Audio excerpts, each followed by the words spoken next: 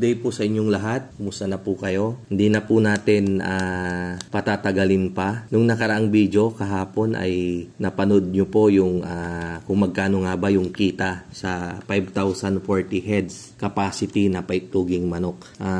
Ngayon naman po ay ating i-discuss kung magkano naman yung puhunan nung 5,040 heads na paitloging manok. So unang-una, kapag tayo ay magpapatayo, considering na meron na tayong property na mapagtatayuan, kailangan nating magpatayo ng poultry house na ang sukat ay nasa 33 feet ang lapad by 133 feet ang haba. Pero malit lang po yan na space. Dito po ang kukonstruct nating poultry house ay elevated siya. Nakaangat po siya ng 6 feet above the ground. Ang capital po sa sa elevated poultry house sa ngayon ay nasa 400 pesos yung kanyang cost. 400 times 5,040, meron po tayong 2,016,000.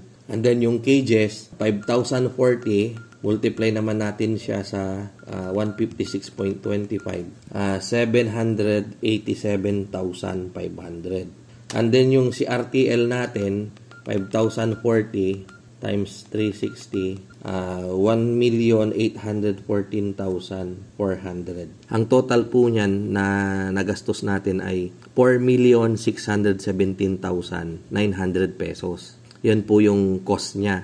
Ngayon, yung may mga madadagdag po dyan, yung mga delivery charges, depende po sa layo. Minsan nagbe-base po yan ng 10, 15, 20, hanggang 50 pesos per bird. Ngayon, yung kinita po natin dun sa nakaraang video natin sa 5,040, may kita po tayong 5,226,240 pesos. Ileles po natin yung 4,617,900 pesos kasi yun po yung ating pinaluwal na pera para tayo po ay makapagpatayo ng 5,040 capacity. Ayan, so may iwan po na 608,340 pesos. And then kapag idagdag din po natin, kapag binenta na natin yung manok natin, kapag cull na siya. Yung presyo kasi ng cull nasa 80 to 100 pesos. Nagpla-fluctuate po yan. Tataas, bababa, tataas, bababa. Considering na meron po tayong 4,000 heads na naiwan at imumultiply natin siya sa 80, meron po tayong 320,000 na pagbebentahan. Idadagdag po natin yan dun sa 608,340.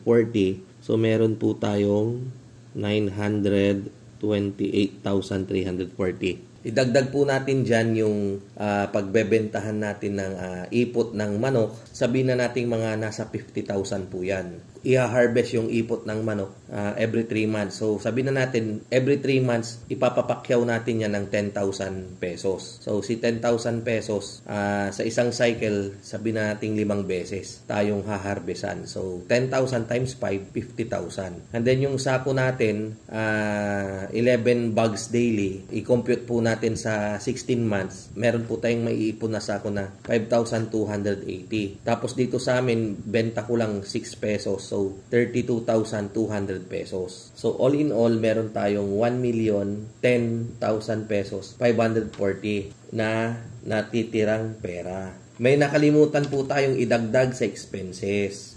Ito po yung expenses natin sa patuka. Mula nung dumating si RTL, hanggang sa siya ay mangitlog ng peak. So, pagdating po dyan, pag dineliver ko po sa inyo, 16 weeks, magpipik po yan ng mga nasa 26 to 27 days, 27 weeks. Kaya lang po, pagdating naman talaga ng 24 weeks, yung kanyang kinakain ay halos nababayaran na niya. Lagyan po natin yan ng value na, let's say, 100 pesos per head. So, kung nabili natin yung RTL natin ng 360, dagdag po tayo ng 100, budget po niya yun sa kanyang patuka hanggang siya ay mangitlog ng peak. So, madadagdagan po tayo ng 100 pesos. Dahil nga po sa 5,040 yan, times 100 pesos, so meron po tayong 504,000 na mababawas ulit dito sa 1,010,540. Sabihin natin, kalahating milyon na may iwan. Yan po yung ating kinita sa isang cycle dun sa ating 5,040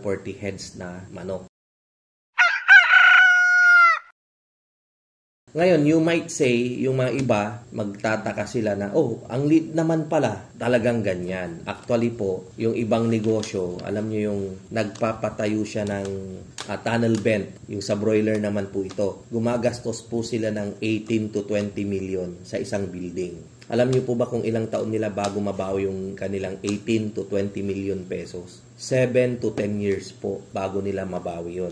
So, ang kagandahan po, ang pinaka mainam dito sa negosyo nating paitloging manok. Imagine, within 1.5 years, bawi na natin yung investment natin. Tubo na po natin yung maiiwan pong housing, yung cages. Imagine pag nagpaluwal tayo ng pera, naglabas tayo ng pera. Pag nangitlog yung manok natin, unti-unti na tayong makakabawi. Unti-unti nang bumabalik yan. Hanggang sa after 1.5 years, babalik na po sa atin yung ating pinuhunan. So sa susunod po na cycle, ang puhunan nyo na lang po ay ang bibilihin ninyong manok na RTL. Ayan. So kapag bibili kayo sa akin ng RTL, sabi na nating 360 yung presyo plus the delivery charge, multiply nyo sa 5,040, 1.8 million yung mabilisang pagkwenta. Plus yung 500,000 na kakainin nilang feeds hanggang sa sila ay mag-peak production. Sabihin natin 2.5 sa second cycle natin, and then ipunin ulit natin yung kikitain natin, makaka-accumulate tayo ng mga